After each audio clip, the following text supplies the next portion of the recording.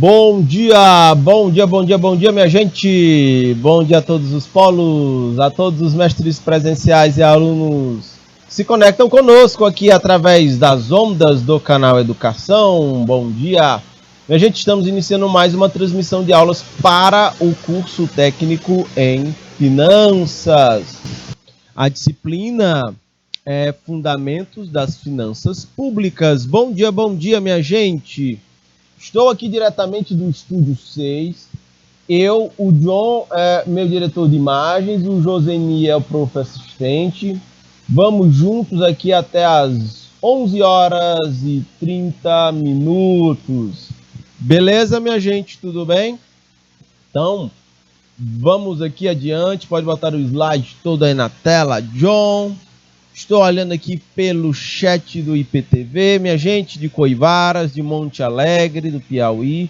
Fiquem à vontade, fiquem muito à vontade para compartilhar suas dúvidas, exemplos, observações pelo chat do YouTube ou do IPTV. Beleza? Tá bom? Coivaras aí, vamos lá, vamos adiante. Vamos estar fechando aqui o raciocínio falando de descentralização de poder, crise fiscal, governabilidade, porque isso aqui é muito importante para a gente entender finanças públicas, meus caros futuros e futuras técnicas em finanças. Deixa eu calibrar minha canetinha mágica aqui, vamos adiante. Eu queria, antes de mais nada, eu quero fazer um resgate, né, de questões de conteúdos que trabalhamos na aula passada com foram as questões complementares para vocês.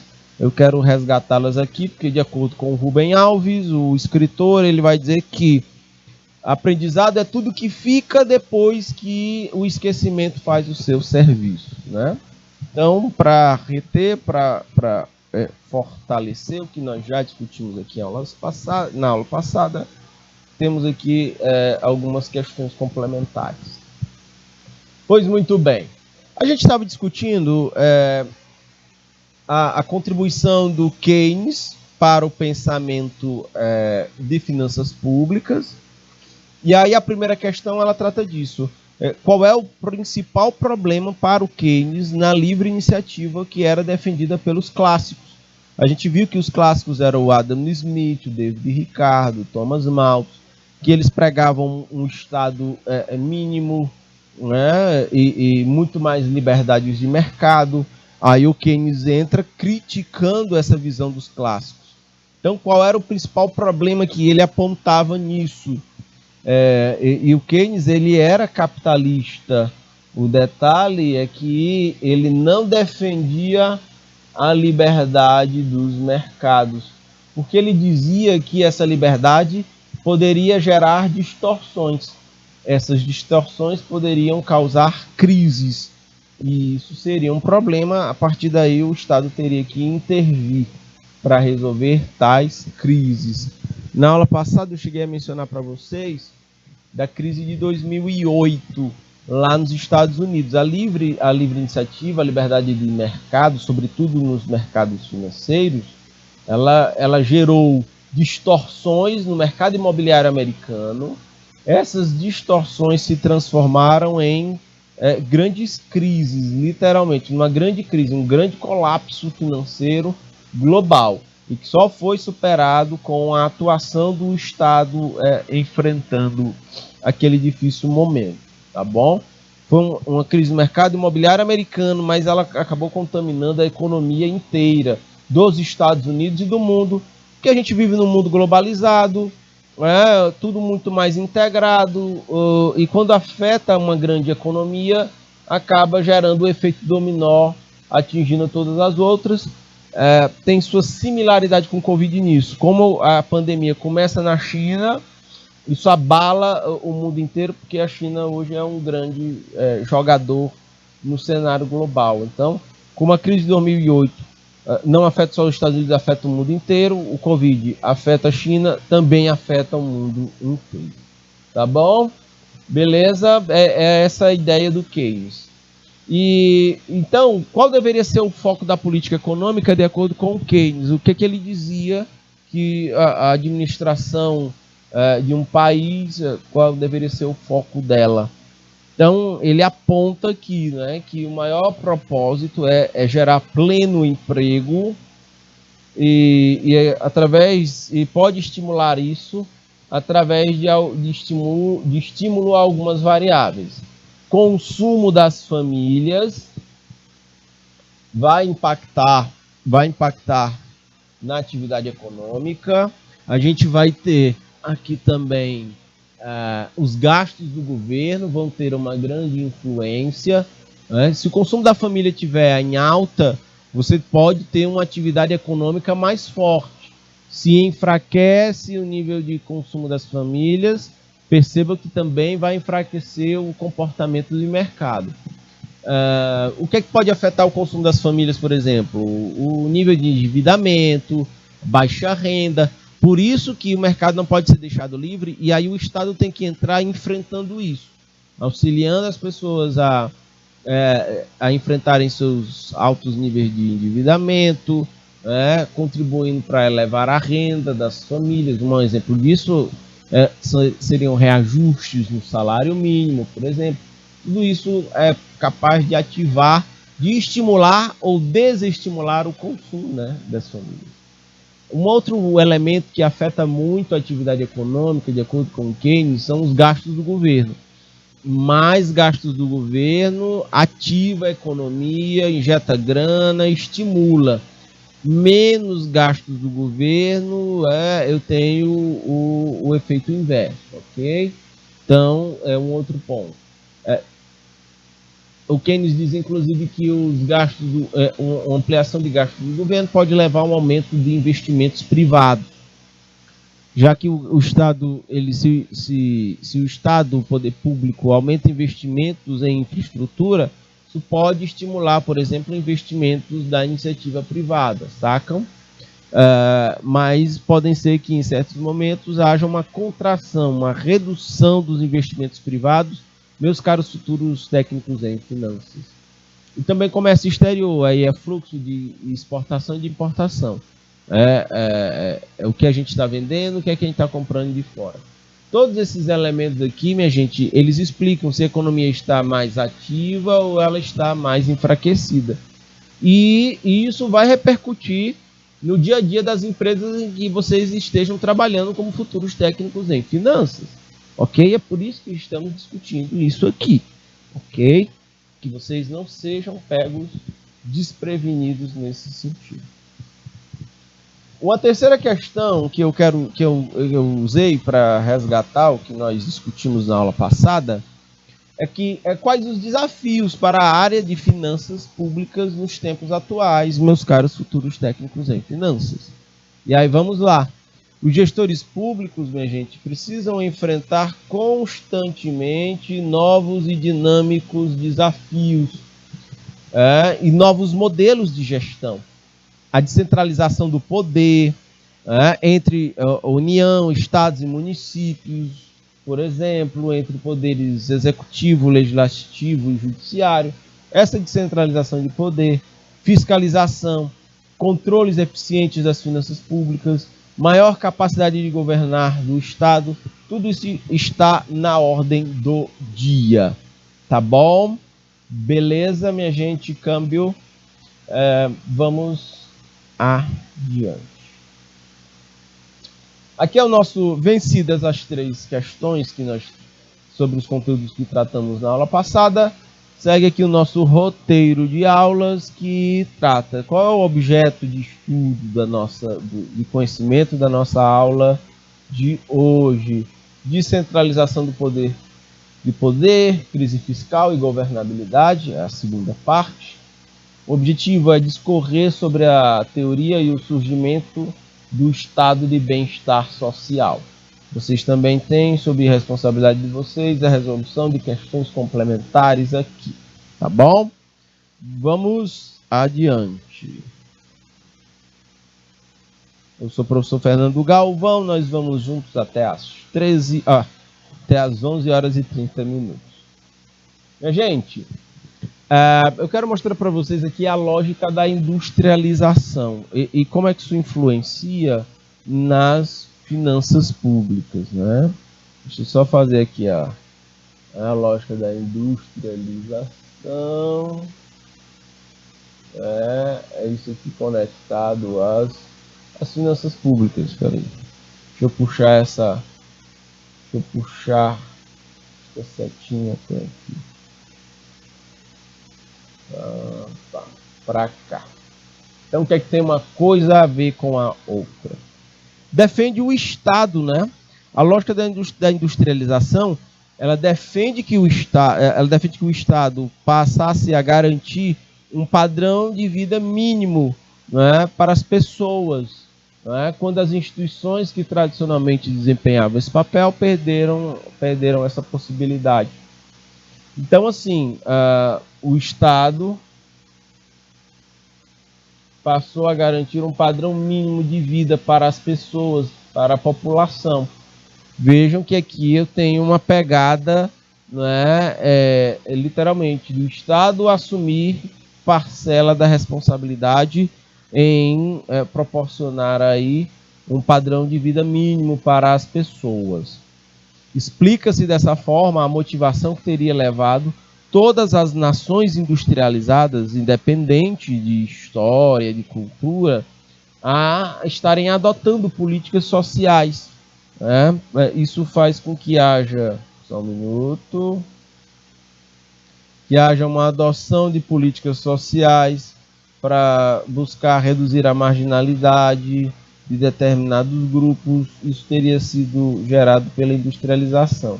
Porque vejam, uma sociedade ela tem que estar equilibrada não só financeiramente, mas também socialmente.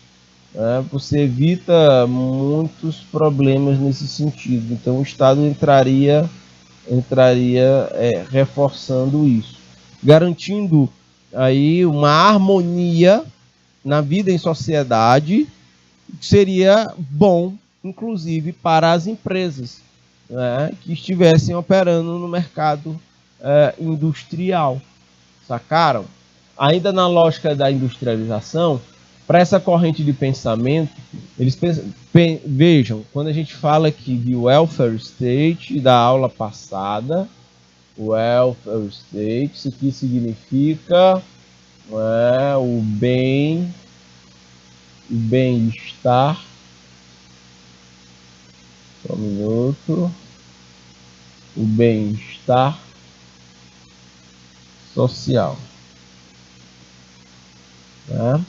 Então, passada essa corrente de pensamento, a expansão do welfare state, né, o estado de bem-estar social, baseou-se na crença de que a ação redistributiva do Estado se harmonizava com o crescimento econômico. Né? Seria isso, o crescimento econômico que interessa às empresas, ele depende de uma sociedade harmônica.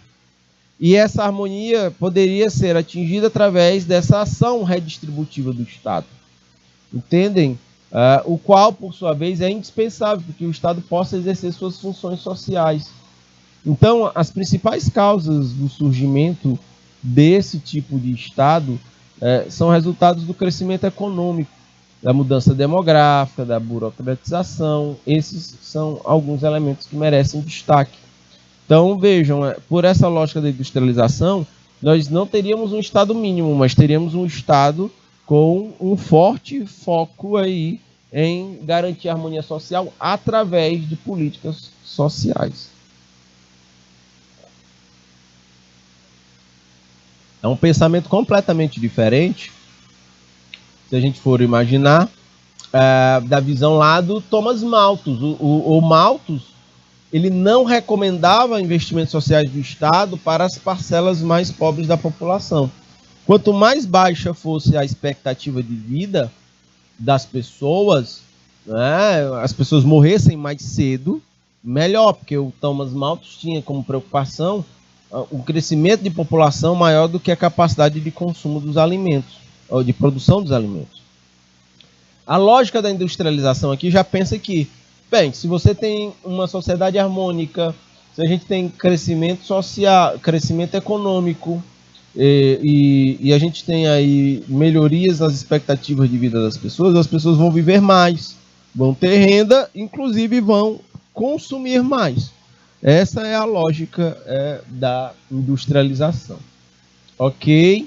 Então a gente vai ver aqui crescimento econômico, mudanças demográficas. Por quê? Porque quando você tem ampliação do bem-estar, as pessoas passam a, por exemplo, ter uma expectativa de vida maior, a viver por mais tempo. Você vai ver populações envelhecendo, menos gente nascendo, mais gente vivendo mais tempo, entendem? Essas são algumas características dessa sociedade de bem-estar social do welfare state. Né? Tem uma outra teoria, uma outra visão, que é a teoria da cidadania. O que é que a teoria da cidadania vai tratar aqui? Só um instante. A teoria da cidadania. O que é que ela trata? Ela se preocupa em analisar o desenvolvimento dos 3 componentes de uma cidadania considerada moderna lá na Inglaterra. Direitos civis, políticos e sociais. Então, essa teoria, quando ela é aplicada em outros países, ela não se ajusta, em boa parte com seus respectivos processos de desenvolvimento histórico. Isso aqui é interessante porque toca num ponto, meus caros futuros técnicos em finanças, que eu quero destacar aqui para vocês. Vejam, aqui no Brasil recente foi discutido o chamado teto de gastos. O teto de gastos foi uma medida aprovada lá no governo Michel Temer, entre os anos de 2017 e 2018. O teto de gastos, do ponto de vista das finanças públicas, quase não dá para ver, né? Deixa eu fazer com marca-texto mesmo, vermelho. Aqui. O teto. Tá muito ceboso. Deixa eu apagar e fazer isso. Só um minuto. Marca-texto. O teto de gastos. O teto de gastos, né, no Brasil, ele foi aprovado no governo Temer entre os anos de 2017 e 2018. O que é que ele prega? Ele congela os gastos públicos, né, por 20 anos. E ele só seria corrigido, o valor a mais que o Estado iria gastar, ele só seria o equivalente à inflação. Ocorreu a inflação, você joga, você repõe só a inflação, não aumenta o volume de gastos por 20 anos. Por que que esse teto de gastos ele até poderia dar certo numa Inglaterra? Ele poderia dar certo numa Escócia, numa Suécia, numa Finlândia. Por que ele não daria certo no Brasil? Por que ele não deu certo no Brasil? Porque esses países desenvolvidos, que já experimentam o welfare state, o estado de bem-estar social, ele já tem toda a sua infraestrutura montada, ele já tem elevados níveis de qualidade na saúde, na educação, na segurança, na infraestrutura, transporte. Então, você não vai ter grandes necessidades de enormes investimentos usando os gastos públicos. Então, para estes países, o teto de gastos poderia ter certos impactos. O detalhe é que ele, usado aqui no Brasil, ele não se ajusta. Ele não se ajusta porque nós temos um desenvolvimento histórico muito peculiar, muito específico. O Brasil ainda não tem muita da infraestrutura necessária que ele precisa, de portos, de aeroportos, de ferrovias, de rodovias, de hidrovias, por exemplo, de estrutura de saneamento básico, de energia. Então, quando você quer reduzir os gastos, botando um teto baixo de gastos do governo, e agora, como é que eu vou fazer esses investimentos nessas áreas, já que eles demandam muito desembolso de grana? E tem um outro detalhe, é muito desembolso de grana e no longo prazo é que gera retorno. Então não necessariamente você vai ter uma iniciativa privada querendo entrar para fazer esse tipo de investimento. Opa, mas tem gasto, teto de gasto. Então nem a iniciativa privada e nem o poder público vão investir. E agora, como é que a gente faz? Então, são questões de ordem prática que dificultam fazer com que um teto de gastos desse, que seja elaborado com boas intenções, com que realmente ele gere bons resultados.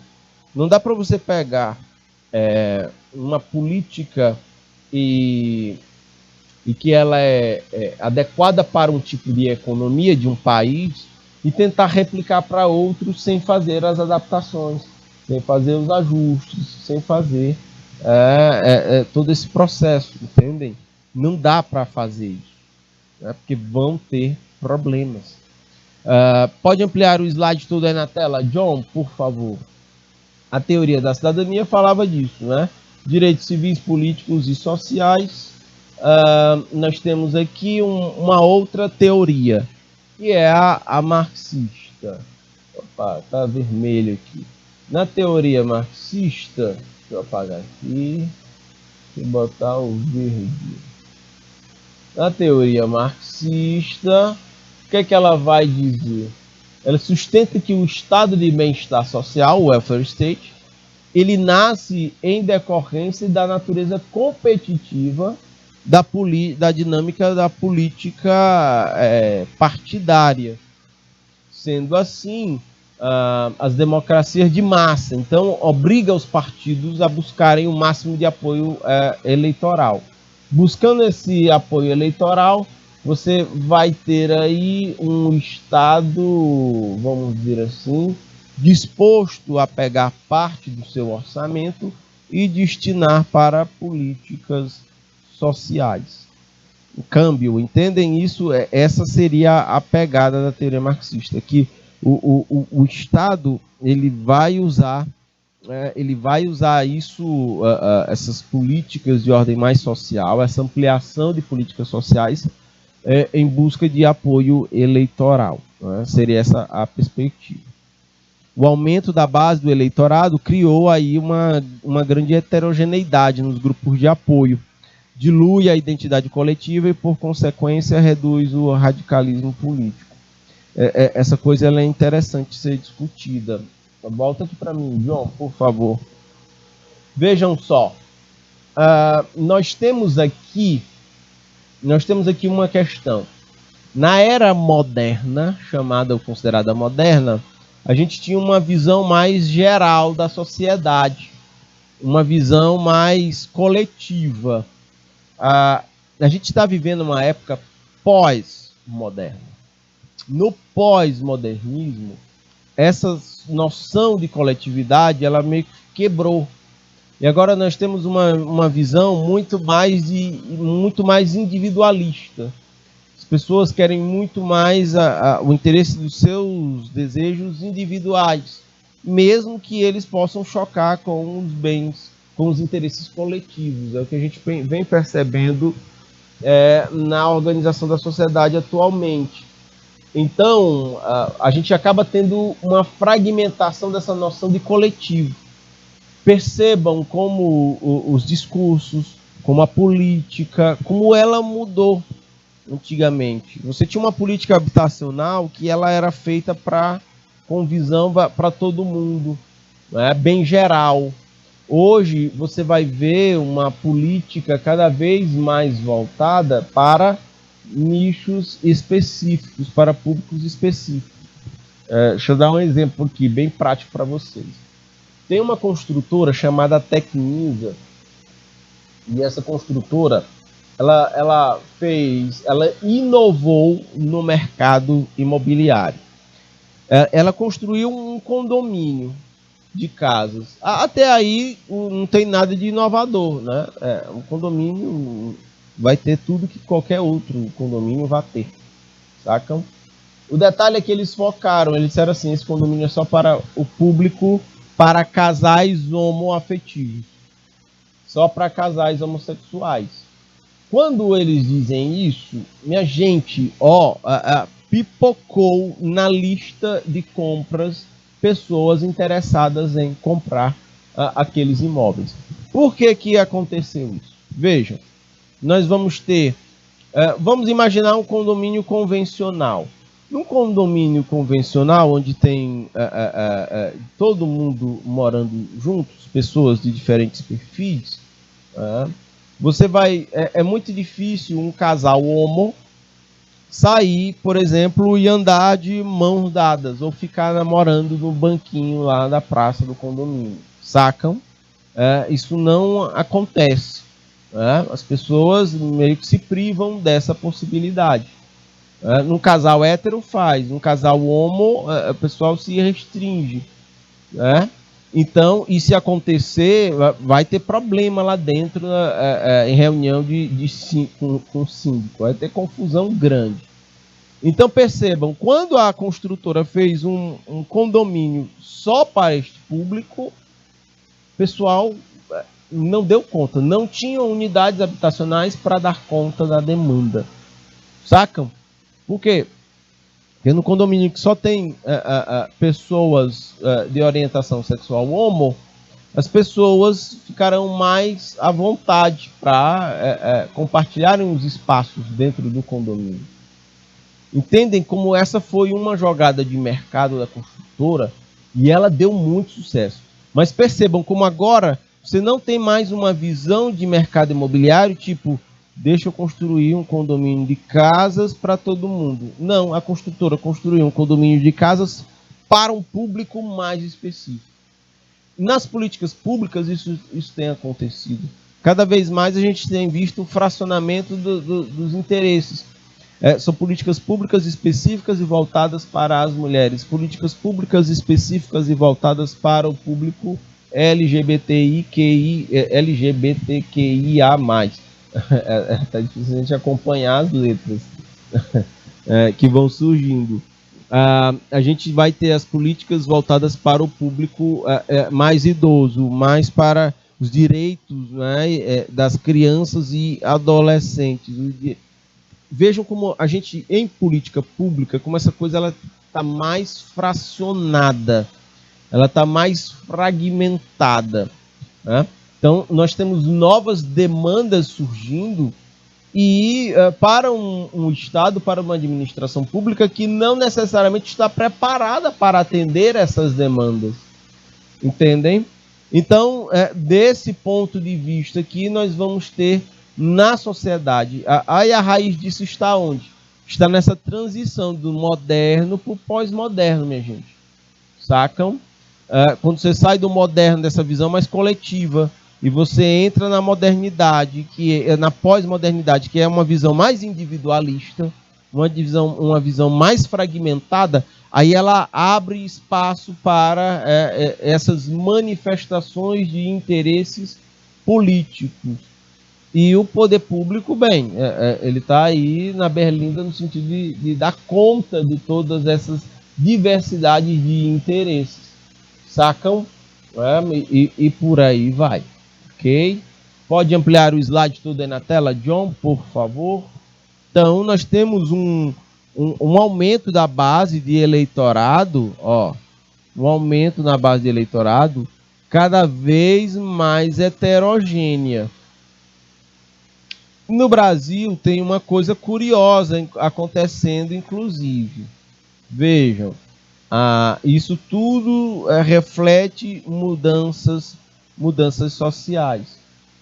O detalhe é que a gente vai ver cada vez mais segmentos da sociedade, nós temos aqui uma base eleitoral cada vez mais heterogênea e demandando políticas sociais.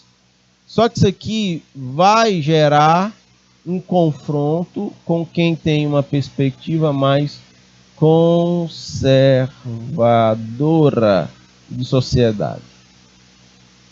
Entendem? Aí vai dar choque. E aí vão existir conflitos entre a diversidade e entre quem tem uma visão mais conservadora. Não tem problema nenhum nessa divergência de interesses. Aí vão buscar e se articular politicamente para ver quem é que consegue. Porque, na verdade, esses conflitos, eles precisam ser regulados através do sistema. Deixa eu só apagar aqui, fazer de novo.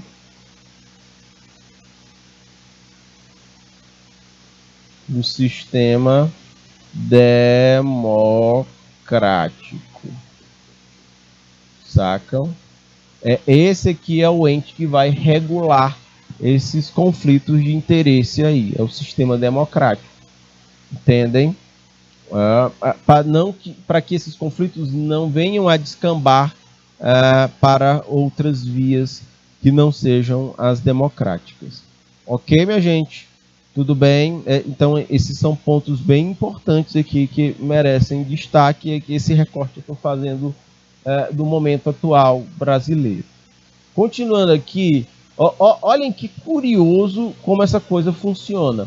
Concomitantemente, ao mesmo tempo, há um conflito de classes nas sociedades industriais, né? E ela se institucionalizou, e nós vamos ter vários aí.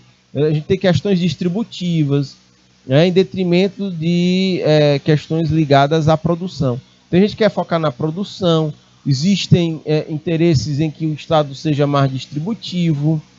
Eu trouxe esse recorte de jornal, ele é de 1962, do jornal o Globo. Olhem só que viagem.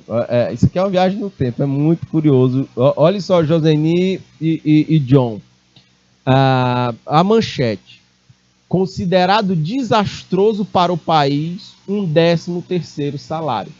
Na época, a discussão era: cria ou não cria o 13º salário para os trabalhadores? E aí o jornal de cara já estava dizendo: será desastroso para o Brasil se for criado o 13º salário para os funcionários, né? Vocês já pensaram, minha gente, a gente sem 13º? Que tal? Então, e outra coisa, criar o 13º, e a notícia que deram era assim: vai quebrar as empresas, não vai dar certo. Detalhe, quando você cria o 13º, você injeta grana na economia, o pessoal consome mais das empresas, compram mais, e é bom para a economia. Tá aí, a economia não quebrou, pelo contrário.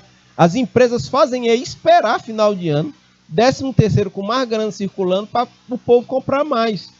E vejam como essa notícia ela foi dada naquela época, né, de que o 13º salário ia quebrar com a economia brasileira, e não, ela fortalece o mercado de consumo no Brasil.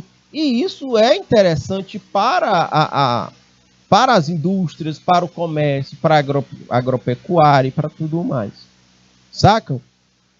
É muito curioso essa coisa, a história. A história ela é implacável. Ok? Vamos adiante. Nós temos também mais uma teoria aqui que ela explica a história. Hoje, qual é a vibe? Hoje se diz assim, que aqui é um direito social, um encargo social que pesa nas empresas. Hoje volta essa discussão, né? Volta essa discussão, dizendo que o 13º ele é um encargo muito pesado para a iniciativa privada, e que se tivesse menos encargos, ela poderia gerar mais emprego. Essa discussão que eu estou falando aqui com vocês, ela rolou lá em 1962, ela continua nos tempos de hoje, tá bom? Todas as reformas recentes, né, na legislação trabalhista, elas vêm no sentido de estar sistematicamente reduzindo cada vez mais os direitos da legislação trabalhista. Então vejam só, a teoria neo-institucionalista, isso aqui é uma outra teoria que olha para as finanças públicas, que olha para as políticas sociais. Vejam o que aqui está dizendo na teoria neo-institucionalista, minha gente. Ela está apoiada na ideia de que as instituições, elas são pautas ou normas de conduta de uma sociedade. A gente está falando de poder executivo, de judiciário, de legislativo. Eles ditam como a sociedade deve se organizar. É a constituição do país. E eles se apresentam aí como um elemento fundamental dentro da mesma, da sociedade. E, já que exercem um efeito direto e indireto no comportamento dos indivíduos. As instituições, elas são muito importantes porque elas definem regras de vida em sociedade. Então, a explicação política tem como um dos seus fatores o efeito das instituições sobre a sociedade. Aí, minha gente, eu destaquei em amarelo. Diante das várias ações possíveis em uma situação determinada, o indivíduo tenderá a realizar aquela institucionalmente apropriada. Deixa eu traduzir isso aqui. É assim, a gente já estudou aqui sobre ética e moral. A moral é a regra. A ética é como é que eu me comporto diante da regra. Sigo ou não sigo? Vamos ali ao Código Penal. Bem, se eu sair fora da lei, eu vou ser, ou a ideia é que eu seja, eu responda pela minha transgressão da lei e sofra uma penalidade. Entendem? Então a ideia é, o indivíduo, dentro de uma situação, de várias possíveis situações, o indivíduo sempre tende a se comportar ou ir para aquela institucionalmente apropriada.